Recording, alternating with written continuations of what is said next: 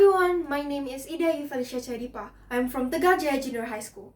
Today, I'm going to tell you a story about the origin of Batu Lake. Once upon a time, lived a wealthy husband and wife. Sadly, this husband and wife have not been blessed with children.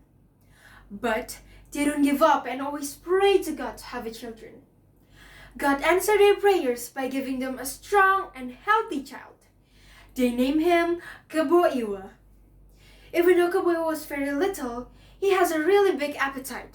Once he eats, he can finish 10 people portion at once. As time goes by and the food ratio is very large, Iwa grows up fastly. When Iwa becomes an adult, his portion of food becomes more and more bigger. He can finish 100 people portion at once. Over time, the rice in Iwa parents' barn begins to run out. Our rice supply is running out, while every day Iwa portion of food is increasing, said Iwa mother, worried.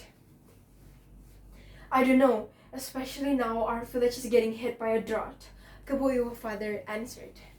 Meanwhile, Iwa is the person who gets angry easily, especially when his food is not sufficient. If he is angry, he will destroy all he comes across, even people's houses. The villagers are very afraid of Iwa, especially when he is angry and his food is not enough for him.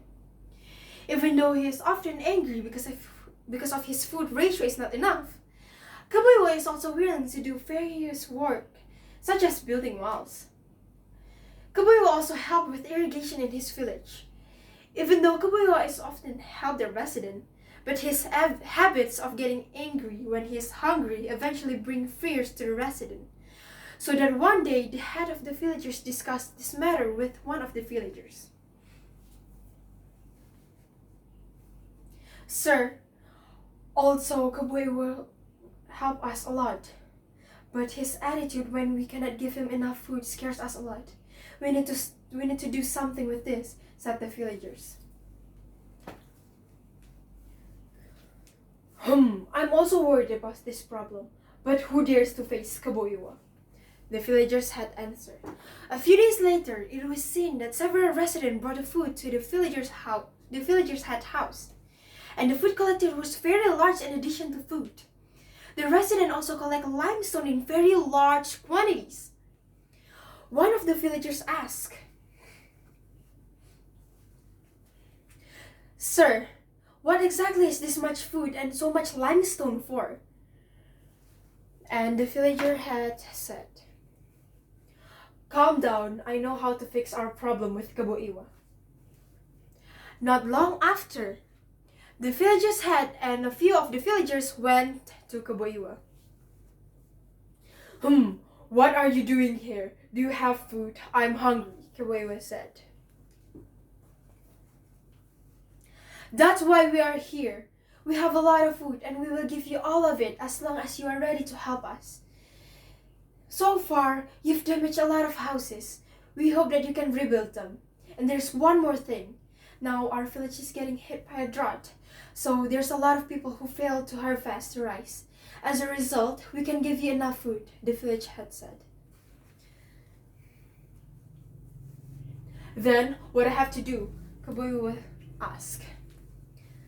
Well, in the soil there is still a lot of water, and you can make a reservoir by digging the soil. With a reservoir, the rice field will not dry out, so we can provide enough food for you, the villagers had said to Iwa.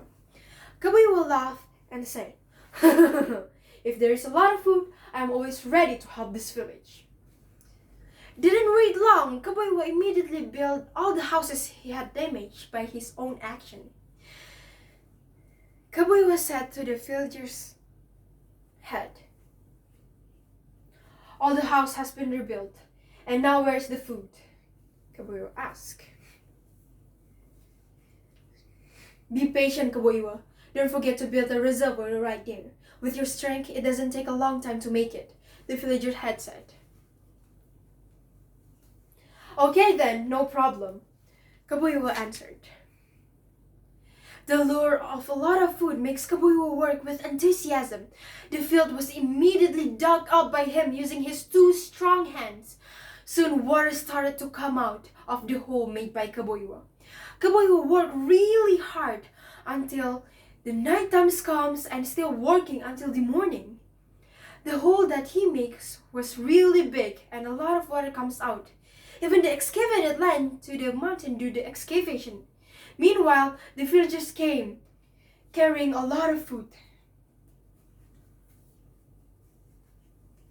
Hey Kaboiwa, take a rest. This is the food that we promised to you. Rather than you are tired to go up here, we just throw all the food to you, the villagers had said to Kaboiwa. Well, where is the food? Give it to me. All the villagers and the villagers' heads started to throw all the food to Kaboiwa. Kaboiwa ate really well until all the food finished. Because of the fullness, Kaboiwa was sleepy and fell asleep on a hole full of water. Kaboiwa, who was sleeping really deeply, didn't notice that his body slowly sinking into the water. And the villagers had said, "Let's quickly throw all the limestone into the hole. Don't leave anything left." All the villagers, including the villagers' heads, started to throw the limestone into the hole that Kaboiwa was sleeping. Then the excavation was made by Kaboiwa was covered with limestone while the water kept coming out. Then what happened to Kaboiwa? Kaboiwa woke up and realized that he was drowning. He tried to get up and get out of the hole, but it was too late.